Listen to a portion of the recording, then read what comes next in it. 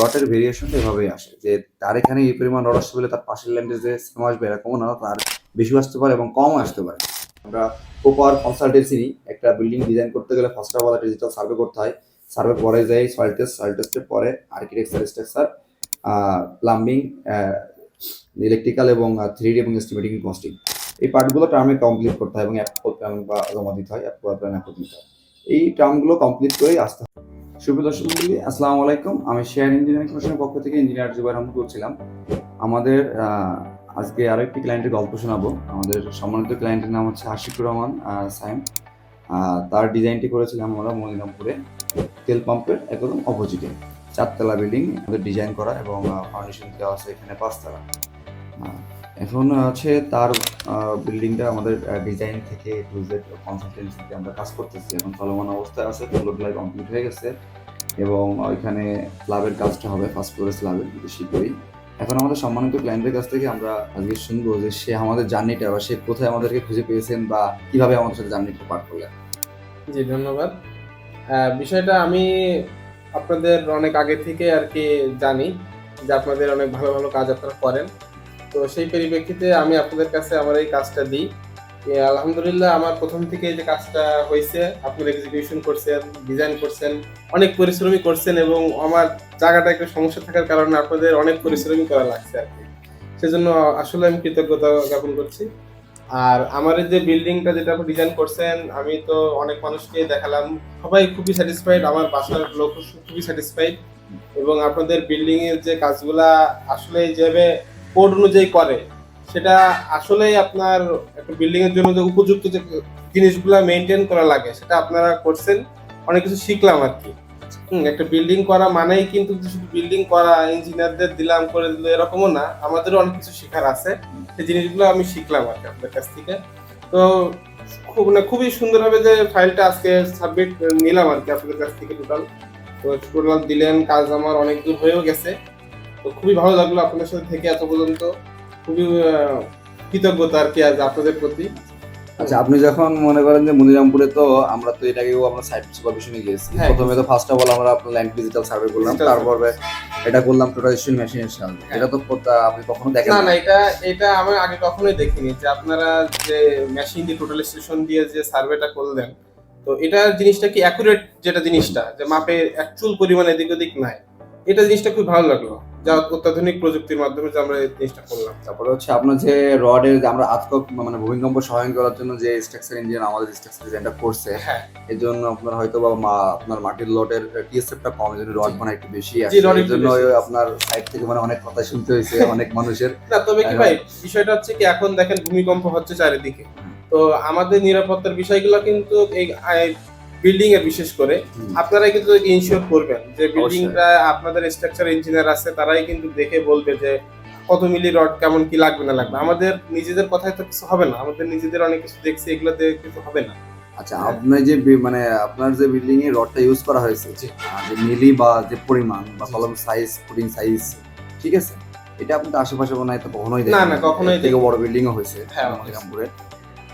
সুপ্রিয় দর্শক মণ্ডলী, এটা হচ্ছে বিষয়, যখন আমরা হচ্ছে একটা বিল্ডিং ভূমিকম্প সহায়ন করে আমাদের স্ট্রাকচার ইঞ্জিনিয়ার কাজগুলো করে, তখন স্বাভাবিকভাবেই রডগুলো একটু বেশি আসবেই। কারণ এবং রড থেকে শুরু করে কলমের ওরিয়েন্টেশন গুলা প্লাস কলমের সাইজ গুলা, ঠিক আছে, বিমের সাইজ গুলা, এটা স্বাভাবিক। এখানে অনেক সময় হয় কি, আমরা যখন ডিজাইন করি এবং পাশে তো মনে করেন যে বুদ্ধিজীবী লোকজন আমার থাকে না, প্রতিবেশী বা মিস্ত্রি ভালোটা বোঝে, যেমন সে চিন্তা করবে একটা রড কমাইলে তাহলে লেবার বা লেবার খরচ কম আসছে।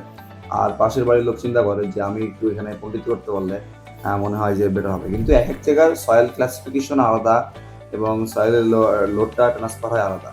রডের ভেরিয়েশনটা এভাবেই আসে যে তার এখানে এই পরিমাণ রড আসতে বলে তার পাশের ল্যান্ডে যে সেম আসবে এরকমও না, তার বেশি আসতে পারে এবং কমও আসতে পারে। কিন্তু কখনোই একটা ইঞ্জিনিয়ারের বাইরে যে কখনোই আপনারা একটা ইঞ্জিনিয়ার থেকে ডিজাইন প্ল্যান নেন, প্রপার কনসালটেন্সি নেন, তখন ইঞ্জিনিয়ারের বাইরে যে কখনোই আপনারা বিল্ডিংয়ে রড কমাবেন না, বা অবশ্যই তার সাথে পরামর্শ করে নেবেন যে এখানে কি করতে হবে। তাহলে আপনার দেখেন যে দুর্যোগ হচ্ছে, ভূমিকম্পগুলো হচ্ছে আমাদের বর্তমানে, এখন মানুষ এখন বুঝতে পারতেছে, কিন্তু এগুলো আমরা অনেক আগের থেকে সতর্ক করে আসতেছি যে আপনারা এইভাবে কাজগুলো করেন, এভাবে কাজগুলো করেন। অনেকেই ডিজাইন নিচ্ছে, কিন্তু দেখা গেলো যে কলাম বিমের ল্যাপিং যেগুলো আছে সেগুলো সঠিক জায়গায় করতেছে না।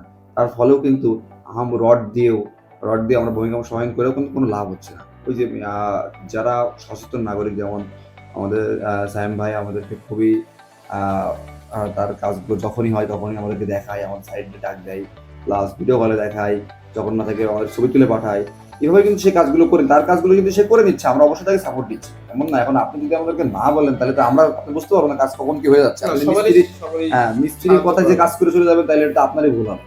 এখন বিষয়টা হচ্ছে এই যে আমরা সবাই সচেতন হই, পোকার সাথে বসবাস না করে সবাই সচেতন হই যে আমরা পোপার কনসালটেন্সি নিই। একটা বিল্ডিং ডিজাইন করতে গেলে first of all digital survey করতে হয়, সার্ভে পরে যাই সয়েল টেস্ট, সয়েল টেস্টের পরে আর্কিটেকচার, স্ট্রাকচার, প্লাম্বিং, ইলেকট্রিক্যাল এবং 3D এবং এস্টিমেটিং কস্টিং, এই পার্টগুলো টার্মে কমপ্লিট করতে হয় এবং অ্যাপ্রুভ টার্ম বা জমা দিতে হয়, অ্যাপ্রুভ প্ল্যান অ্যাপ্রুভ দিতে হয়।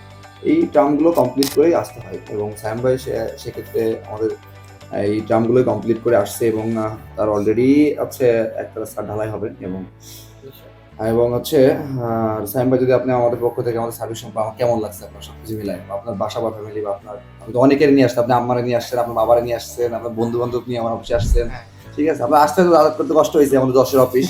ইনশাল্লাহ আমরা মনিরামপুরে অবশ্যই একটা শাখা অফিস খুলবো, তখন আপনাদের এটা হবে না ইনশাল্লাহ। আমাদের সার্ভিস সম্পর্কে কেমন লাগছে? যে সার্ভিস আলহামদুলিল্লাহ, আপনাদের থেকে যে সাহায্যগুলো আমি পেলাম, যে আপনারা যে হেল্পফুল, খুবই যে সব বিষয়গুলাই খুবই সন্তোষজনক। আর অন্য যারা সার্ভিস নিতে চায় আপনাদের কাছ থেকে, তাদের রিকমেন্ডেড করি যে আপনারাও আসেন, একটু সময় দেন।